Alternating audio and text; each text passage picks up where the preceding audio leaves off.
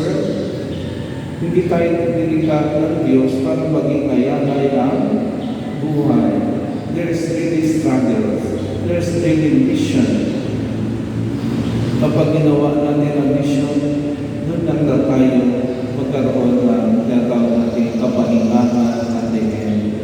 So brothers and sisters, let us put into our hearts and minds, there is struggle really. Nakakapagod ang buhay. That's why in our Gospel of the day, Jesus gave us what we call the consolation of rest. Rest, no? Magpahinga. Saan tayo makakapagpahinga? Kay Jesus. Makapagpahinga tayo if we have our motivation, no? In doing something para kay Jesus.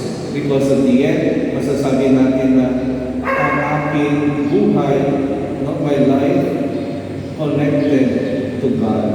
Dahil ito ay na-connect sa Diyos, I know God will surely give me His rest. No? Mother Teresa, His rest after all the day's work, no, nakakapagod na araw, is her adoration to the Blessed Sacrament. No? Kung tayo, pagod na ako, yung ko na akong diretso na ako ng kama para matulog. But to stay in the Blessed Sacrament 30 minutes to 1 hour will give us also rest. No? To pray our Holy Rosary with an intention of the peace of the world will give us also rest in mind and heart.